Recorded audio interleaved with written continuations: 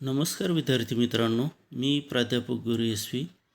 आज आपण इयत्ता 12वी विषय भूगोल मधील प्रकरण क्रमांक 2 लोकसंख्या भाग 2 यातील लोकसंख्येचे घटक याला अनुसरून माहिती पाहणार आहोत.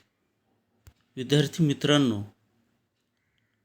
लोकसंख्येचा विचार मानवी संसाधन या दृष्टिकोनातून केला जातो. कोणत्याही प्रदेशाची लोकसंख्या ही मानवी संपत्ती किंवा मानवी संसाधन या स्वरूपात त्याकडे पाहिले जाते. मानवी संसाधनातील शारीरिक आणि बौद्धिक या दोन्ही वैशिष्ट्यांचा प्रदेशाचा प्रभाव पडलेला आपल्याला दिसतो.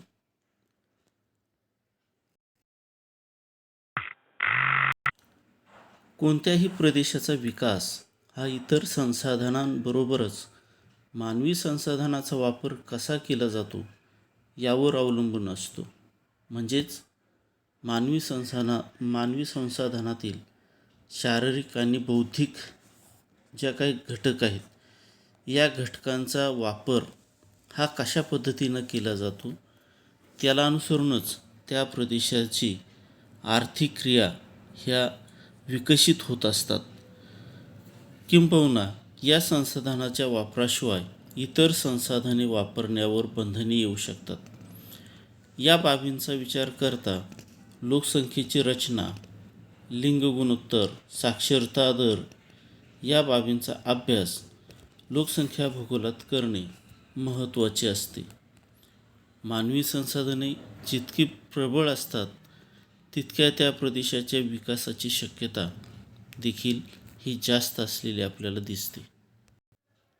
विद्यार्थी मित्रांनो, पहिल्या प्रकरणामध्ये लोकसंख्या भाग 1 यामध्ये आपण लोकसंख्येचे वितरण, लोकसंख्येची घनता तसेच लोकसंख्या घनतेचे वितरण,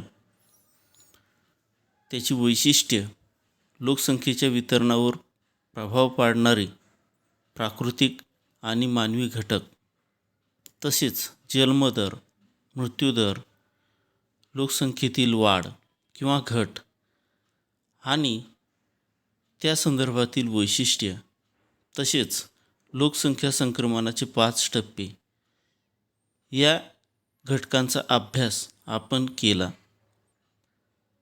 विद्यार्थ्यांनो, या प्रकरणामध्ये आपल्याला लोकसंख्येचे अन्य प्रमुख घटक जे आहेत यामध्ये वयोरचना, लिंगरचना, साक्षरता आणि शिक्षण, व्यावसायिक संरचना, लोकसंख्येची ग्रामीण आणि शहरी रचना या लोकसंख्येच्या घटकांची माहिती आपल्याला ह्या प्रकरणामध्ये पाहायची आहे. सर्वप्रथम आपण लोकसंख्येच्या घटकातील पहिला घटक जो आहे वयोरचना याला अनुसरून माहिती पाहू. वयोरचना म्हणजे काय? तर वयोरचना म्हणजे वयोगटानुसार असणाऱ्या लोकांची संख्या होय. यामध्ये लोकांच्या वयाचा विचार करून एकूण लोकसंख्येचे विभाजन केले जाते. उदाहरणार्थ पहा, नवजात अर्भक, शिशु, कुमार, प्रौढ, वृद्ध इत्यादी. विद्यार्थी मित्रांनो, लोकसंख्येमध्ये यातील प्रत्येक वयोगटाचा हिस्सा असतो व हा हिस्सा देशानुसार किंवा प्रदेशानुसार बदललेला आपल्याला दिसतो. कारण प्रत्येक वयोगटातील लोकसंख्या ही देशानुसार प्रदेशानुसार वेगवेगळी असते.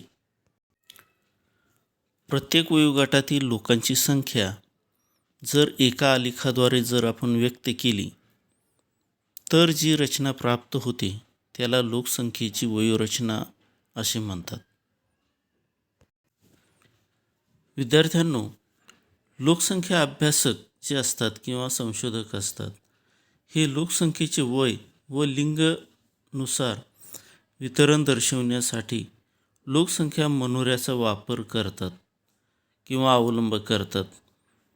आता आपण लोकसंख्या मनोऱ्याविषयी माहिती समजावून घेऊ.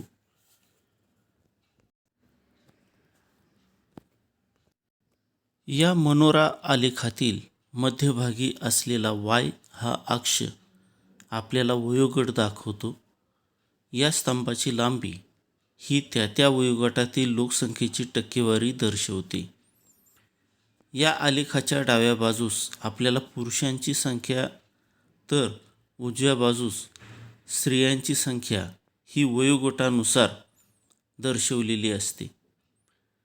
आलेखामध्ये अगदी तळाकडे बाल वयोगटापासून तर शीर्षाकडे वृद्ध वयोगटाकडे क्रमाने या ठिकाणी वितरण आपल्याला होत गेलेले दिसते.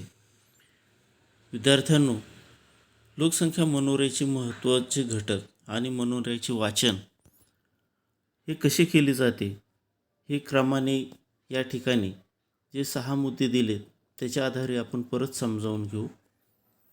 पहिला मुद्दा सांगितलेला आहे पहा, लोकसंख्या मनोरा हा लोकसंख्येतील वयोगट आणि लिंगानुसार माहिती दर्शवतो. या ठिकाणी पहा, मनोऱ्याच्या डाव्या बाजूला या ठिकाणी पुरुष गटाची माहिती आपल्याला वयोगटानुसार समजते, तर उजव्या बाजूला या ठिकाणी स्त्रियांची माहिती आपल्याला वयोगटानुसार या ठिकाणी समजते. या दोन्हीही गटामध्ये असणारे जे काही भिन्न वयोगट आहेत, तळाकडे अगदी 0 वयोगटापासून ते वरती शीर्षाकडे आपल्याला 100 हा जो अंक दिसतोय हा वयोगटाचा आहे. यामध्ये असणारे अर्भक, बालक, कुमार, युवक, प्रौढ, वृद्ध या वयोगटातील लोकांची माहिती जी आहे ही आपल्याला या लोकसंख्या मनोऱ्यावरून लक्षात येते. विद्यार्थ्यांनो, तिसरा मुद्दा जो सांगितलेला आहे पहा, उभ्या असणारा वाय अक्षावर 0 ते 100 अंक हे लोकसंख्येतील वयोगट दर्शवतात.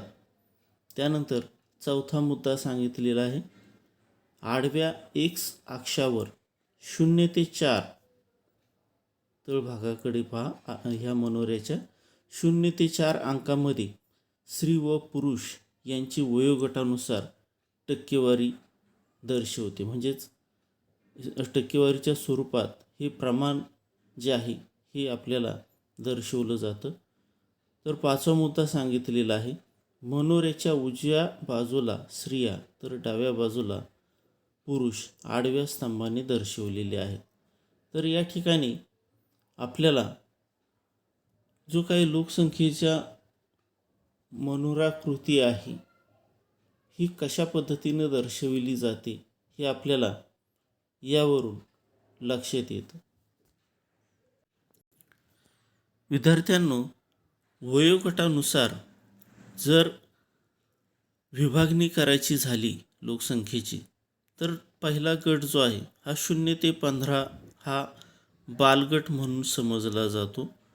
हा वयोगट अवलंबित असतो, कारण 0 ते 15 वयोगटातील जी मुलं असतात ही लहान असतात व ते प्रत्यक्ष उत्पादन प्रक्रियेत किंवा कार्यात सहभागी नसतात.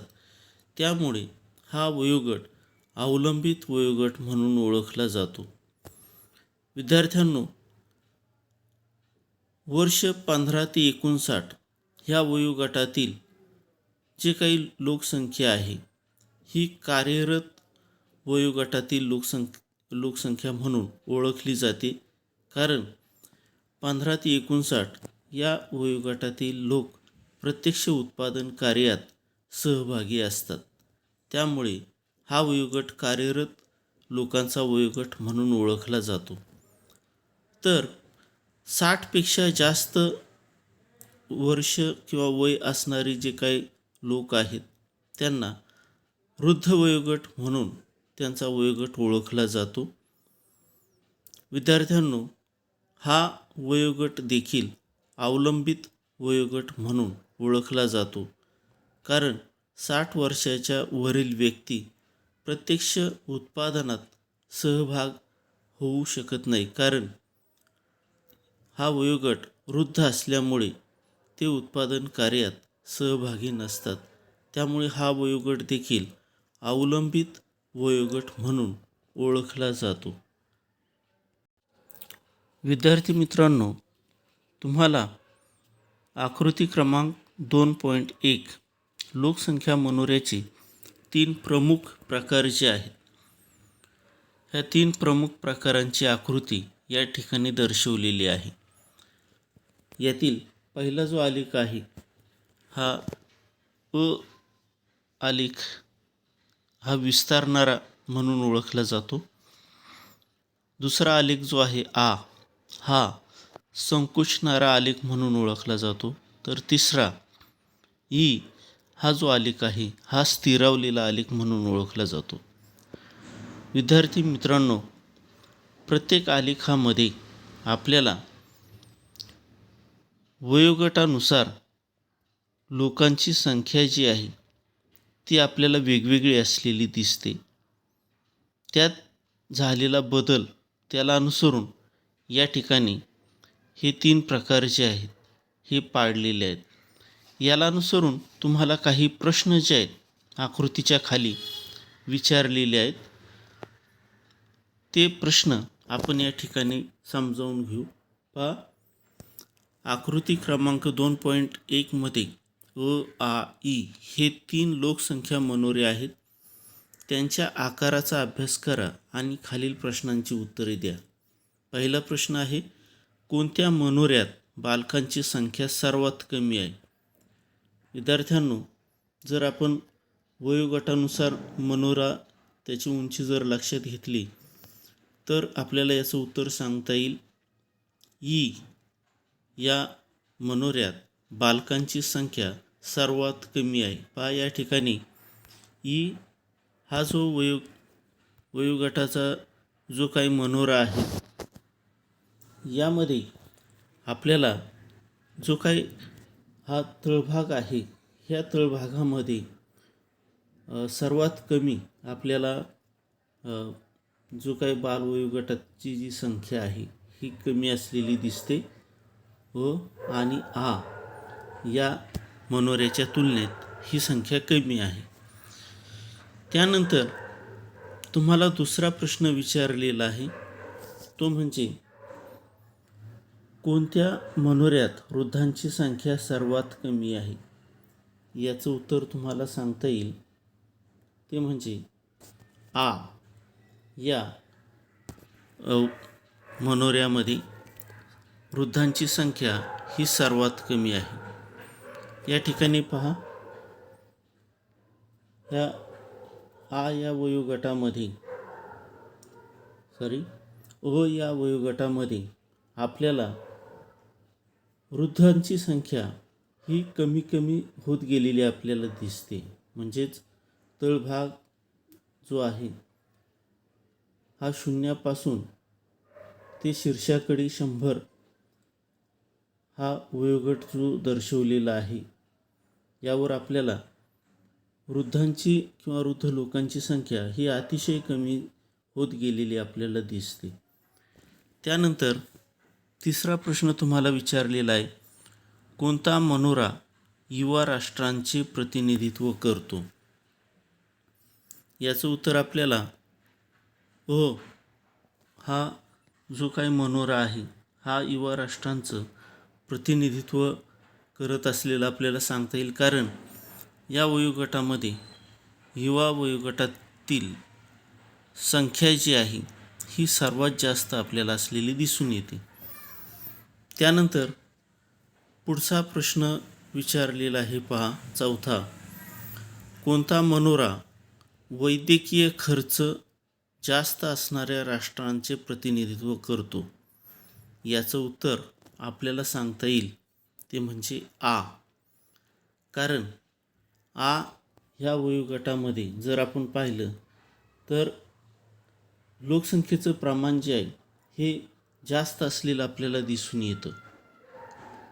वृद्ध वयोगटातील लोकांची संख्या जी आहे ही या मनोऱ्यामध्ये जास्त असल्यामुळं वृद्धांच्या वैद्यकीय खर्च जो आहे हा आपल्याला या ठिकाणी वाढलेला दिसून येतो. आपल्याला माहिती आहे की वृद्ध लोकांचं प्रतिकारशक्ती ही कमी झाल्यामुळं आरोग्याचे अनेक प्रश्न जे आहेत हे त्यांच्या पुढे येत असतात आणि त्यामुळं वैद्यकीय खर्च जो आहे हा देखील जास्त येतो. त्यामुळे या ठिकाणी हा मनोरा वैद्यकीय खर्च जास्त असणाऱ्या राष्ट्रांचे प्रतिनिधित्व करतो. त्यानंतर 5वा प्रश्न आहे, विपुल मनुष्यबळ असलेल्या राष्ट्रांचे प्रतिनिधित्व कोणता मनोरा करतो? त्याचं उत्तर आपल्याला सांगता येईल ई. त्यानंतर शेवटचा प्रश्न 6वा, कोणते मनोरे विकसनशील व विकसित राष्ट्रांचे प्रतिनिधित्व करतात ते सांगा. याचं उत्तर आपल्याला सांगता येईल की हा जो मनोरा आहे हा विकसनशील राष्ट्रांचे प्रतिनिधित्व करतो. तर हा मनोरा विकसित राष्ट्रांचे प्रतिनिधित्व करत असल्याचं आपल्याला या ठिकाणी सांगता येईल. विद्यार्थी मित्रांनो, अशा प्रकारे या ठिकाणी तुम्हाला आकृती क्रमांक 2.1 ही जी दिलेली आहे व त्यावरील जे काही प्रश्न सांगितलेले आहेत त्याची उत्तरं आपल्याला अशा प्रकारे सांगता येतील. विद्यार्थी मित्रांनो, आपण या ठिकाणी हा मुद्दा लक्षात ठेवायचा आहे की लोकसंख्येत 15 ते 59 या वयोगटातील लोकसंख्येचे प्रमाण जर जास्त असेल तर ते कार्यशील लोकसंख्या जास्त असण्याचे निर्देशक असते. याउलट 0 ते 15 वयोगटातील लोकसंख्येचे प्रमाण जास्त असल्यास ते अवलंबित्वाचे प्रमाण जास्त असल्याचे दर्शवते. तसेच 60पेक्षा जास्त वयोगटातील लोकांचे प्रमाण जास्त असल्यास त्या देशाचा वैद्यकीय व आरोग्य सुविधावर होणारा जो खर्च आहे हा खर्च वाढविणारा हा मनोरा आहे हे आपल्यास निर्देशनास येते. तर अशा प्रकारे या ठिकाणी हे मनोऱ्याची काही वैशिष्ट्ये जी आहेत लोकसंख्या मनोऱ्याची हे आपल्याला या ठिकाणी लक्षात ठेवणं आवश्यक आहे. विद्यार्थ्यांनो, आता आपण मनोऱ्याचे हे 3 प्रकार जे आहेत त्याविषयी थोडक्यात आपण माहिती पाहूया. विद्यार्थ्यांनो, लोकसंख्या मनोऱ्याचे प्रमुख 3 प्रकार पडतात. पहिला जो मनोरा आहे लोकसंख्या मनोरा हा विस्तारणारा आकृती दर्शवलेली आहे विस्तारणारा मनोरा म्हणून ओळखला जातो. दुसरा प्रकार आहे तो म्हणजे संकुचणारा ह्या आकृतीमध्ये दुसरा मनोरा दर्शवलेला आहे. त्यानंतर तिसरा प्रकार आहे स्थिरावलेला मनोरा, स्थिरावलेला लोकसंख्या मनोरा. शेवटची तिसरी ही आकृती या ठिकाणी दर्शवलेली आहे. विद्यार्थ्यांनो, आता ह्या 3ही प्रकाराची आपण थोडक्यात माहिती पाहूया. यातील पहिला जो प्रकार आहे लोकसंख्या मनोऱ्याचा तो म्हणजे विस्तारणारा. या ठिकाणी तुमच्या समोर स्क्रीनवर पहा, विस्तारणारा मनोरा दाखवलेला आहे. या मनोऱ्याचा तळभाग जर आपण विचारात घेतला तर मनोऱ्याचा तळ हा विस्तारत जाणारा असून शीर्षाकडे तो निमुळता होत गेलेला आपल्याला दिसतो. याचा अर्थ काय?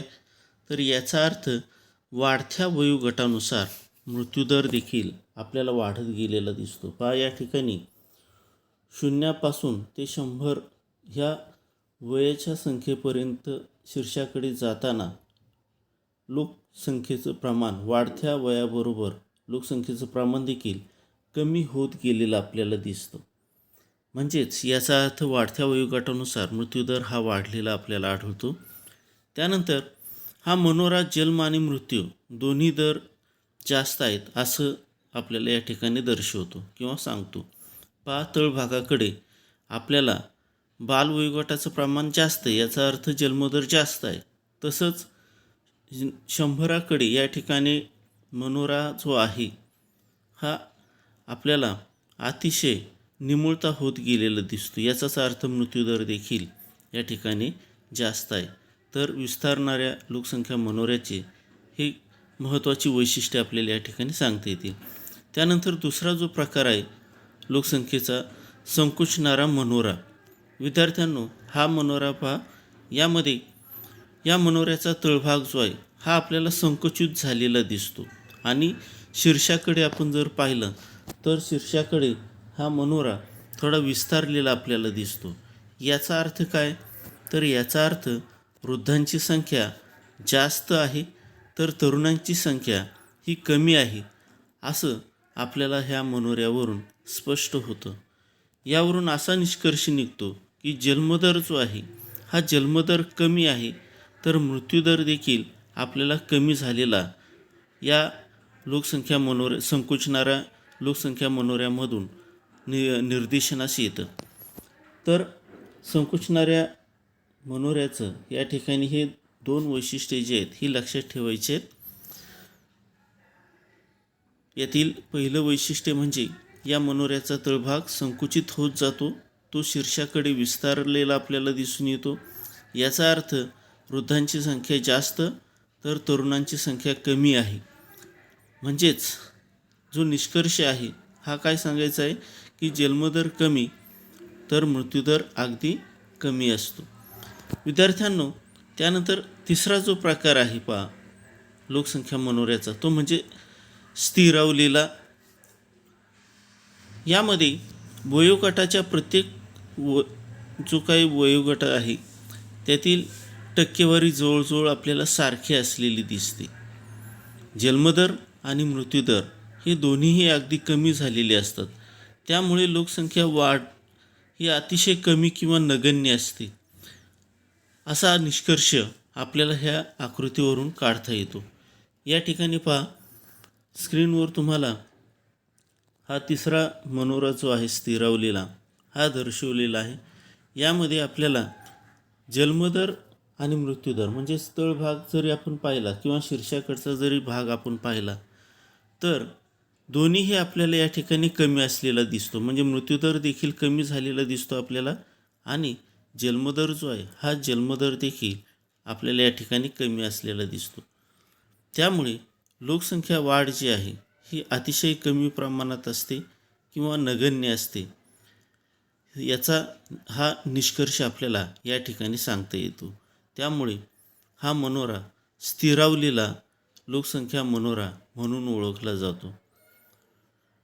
विद्यार्थ्यांनो, अशा प्रकारे या ठिकाणी आपण मनोऱ्याचे 3 प्रकार पाहिल्यानंतर आता लोकसंख्या मनोऱ्याचे अभ्यासातील महत्त्व काय आहे हे अगदी थोडक्यात आपण समजून घेऊ. पहिलं महत्त्व आपल्याला सांगता येईल ते म्हणजे लोकसंख्येचे वयोगटानुसार लिंगानुसार या लोकसंख्या मनोऱ्यात वितरण दर्शवले जाते किंवा दाखवतो. दुसरं वैशिष्ट्य म्हणजे प्रदेशातील वयोगटानुसार लोकसंख्येचे प्रमाण समजते. तिसरं वैशिष्ट्य, लोकसंख्या मनोऱ्यावरून स्त्री आणि पुरुष वयोगटानुसार त्यांचे प्रमाण आपल्याला समजते. चौथं वैशिष्ट्य आपल्याला सांगता येईल किंवा महत्त्व ते म्हणजे कार्यरत लोकसंख्या आणि अवलंबित लोकसंख्येचे प्रमाण आपल्याला लोकसंख्या मनोऱ्यावरून समजते. पाचवं महत्त्व, देशातील लोकसंख्येची स्थिती समजते. त्यानंतर सहावं महत्त्व, लोकसंख्या मनोऱ्यावरून भविष्यातील ध्येय धोरण ठरवण्यास मदत होते. आणि सातवं महत्त्व आपल्याला सांगता येईल ते म्हणजे देशातील वैद्यकीय व आरोग्याच्या सुविधांचं नियोजन करता येते. तर अशा प्रकारे लोकसंख्या मनोऱ्याचे लोकसंख्या अभ्यासातील महत्त्व जे आहे हे आपल्याला थोडक्यात सांगता येईल. विद्यार्थ्यांनो, वयोरचनेचा प्रकार हा देशाच्या भवितव्यावर प्रत्यक्ष परिणाम करत असलेला आपल्याला दिसतो. कोणत्याही देशातील बालवयोगट आणि वृद्ध वयोगटाचे आधिक्य जर जास्त असेल किंवा त्याचे प्रमाण जास्त असेल तर देशाचा आर्थिक भार हा आपल्याला वाढलेला दिसतो. तसेच एखाद्या प्रदेशात किंवा देशात जर कार्यरत वयोगटाचे प्रमाण किंवा प्राबल्य हे जर जास्त असेल कार्यरत वयोगट म्हणजे कोणता? तर 15 ते 59 या वयोगट हा कार्यरत वयोगट म्हणून ओळखला जातो. यांचं प्रमाण जर प्रदेशात देशात जास्त असेल तर देशातील मनुष्यबळाची विपुलता आपल्याला त्या प्रदेशात असलेली दिसून येते. तर अशा प्रकारे या ठिकाणी लोकसंख्या घटकातील वयोरचना याला अनुसरून जी आपण माहिती पाहिलेली आहे, ही माहिती लोकसंख्या मनोऱ्याच्या आधारे आपण समजावून घेतलेली आहे. यातील मनोऱ्याचे जे 3 प्रकार सांगितलेले आहेत, पहिला विस्तारणारा, दुसरा संकुचणारा, तिसरा स्थिरावलेला, हे तीनही प्रकार या ठिकाणी व्यवस्थितपणे आकृतीसह लक्षात ठेवायचे आहेत.